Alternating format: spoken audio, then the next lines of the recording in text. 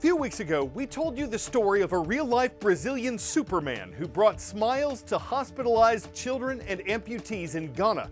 A similar effort was made last week in the European nation of Kosovo, but it involved several mountaineers dressed as familiar superheroes, rappelling down the side of a children's hospital, while the excited little ones, their parents and nurses watched and cheered. It's the 6th time the climbers got together, got dressed up, and got to bring joy to children here. And it wasn't just about overhead entertainment.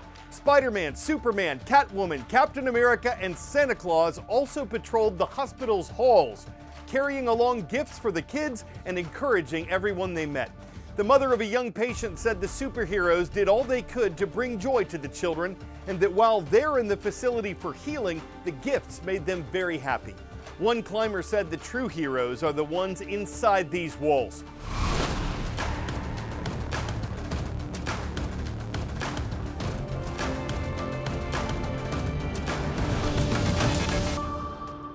For many young people, it's almost impossible to imagine life without YouTube, TikTok, Instagram, Snapchat, or Twitch. But that's exactly what began Wednesday for millions in Australia. It's the first country to ban social media for users under the age of 16.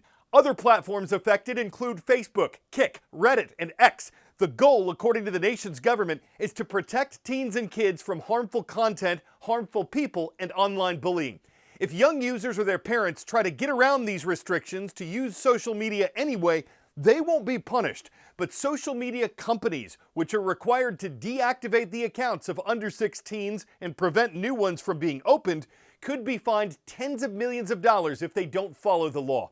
Australia's leader says it won't be perfect, but that it's the right thing to do for society. He adds that with the holidays coming up, people should be playing sports or instruments, reading books, and spending time with others in person instead of scrolling on phones.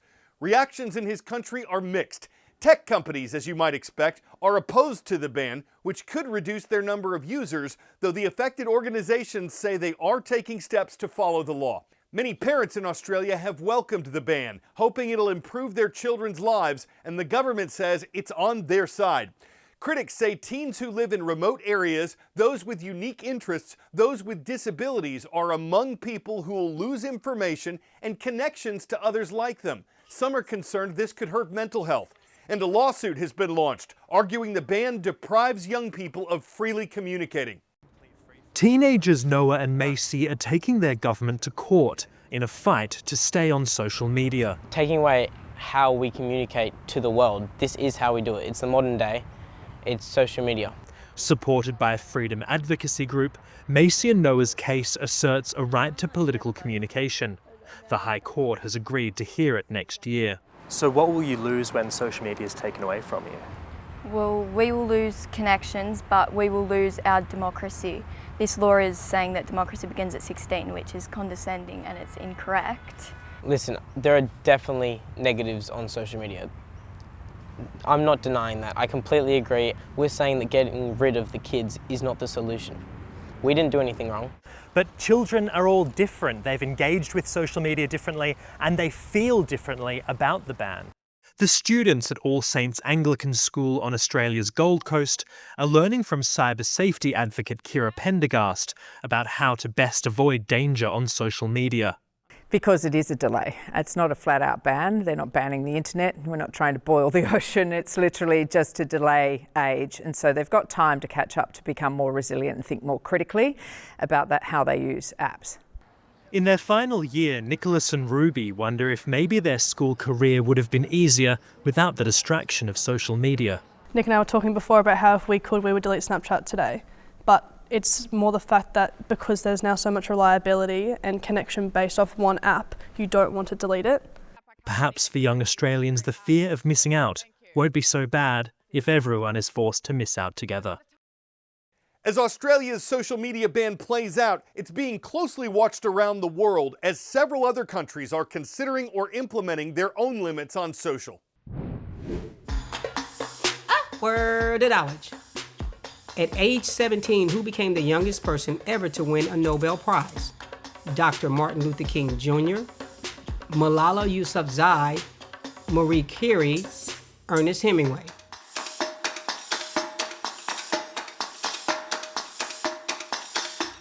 In 2014, a new record was set for the youngest Nobel Prize winner. Pakistani education advocate Malala Yousafzai won the award for peace. On this date in world history, the Treaty of Paris was signed on this date in 1898. Not to be confused with the Treaty of Paris of 1783 or the Treaty of Versailles of 1919, the one signed in 1898 formally ended the Spanish-American War. It had global consequences. Guam and Puerto Rico became part of the United States. Cuba temporarily became a U.S. protectorate, and the U.S. paid Spain $20 million for the Philippines, which became independent in 1946.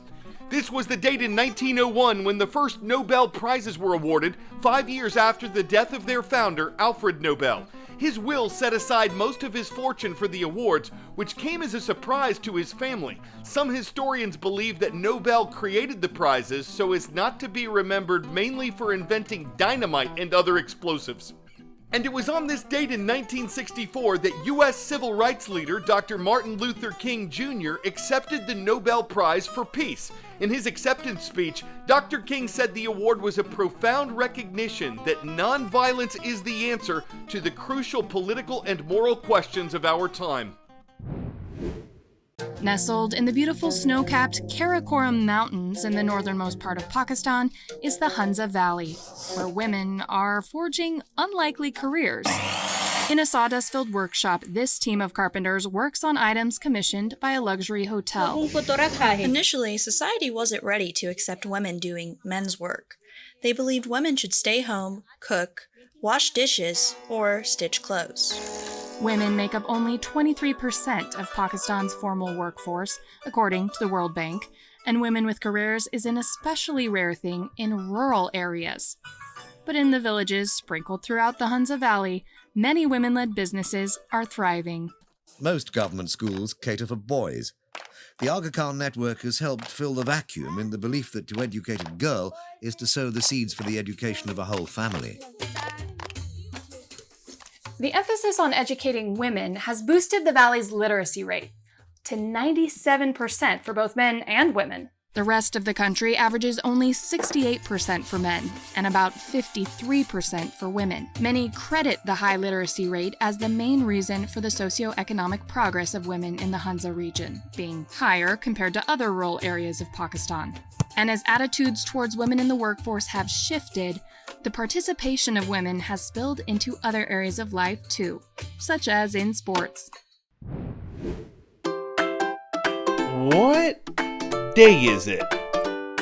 December 10th honors a man named Melville Dewey, the namesake of the Dewey Decimal Classification. In 1876, he published his method of organizing library books. And despite advancements in technology, the Dewey Decimal System is still used in many libraries today. Today's schools all feature mascots that fly. We'll start with the Eagles of Evelyn Hamblin Center. Miss Thompson's class is watching from St. Augustine, Florida. Next, watch out for the Yellow Jackets of Choctaw, Oklahoma. That's where we heard from Mrs. Opichka's class at Choctaw Middle School. And if you look up in Twin Falls, Idaho, you'll see the Riverhawks flying high over Canyon Ridge High School. Big hello to Mr. Guyman's class there.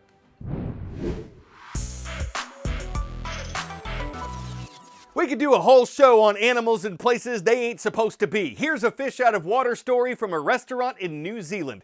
People initially thought it was a small dog that meandered in one day, and to be fair, it was a pup, a seal pup. The animal eventually found a water source to hang out near, but to avoid any clogging, wildlife officials arrived, caught the pup, and took it to an island nearby. Customers said the seal must have heard about the salmon pizza. That got us thinking, what kind of appetizers might seals order? Like besides the crab cakes, shrimp cocktail, scallops, and calamari, that's low-hanging fruit of the sea. But they could go for summer sealsage, algaes burgers, prosciutto, bacon-wrapped squid lips, barnacle wings, corn pups, jalapeno poppers with a good kriller dip, and if it's bedtime, hush puppies. But they'd probably skip the club soda since that hits too close to home. I'm Carl Azuz, and like these puns, Wednesdays are mid, but it means the world to have you watching the world from A to Z.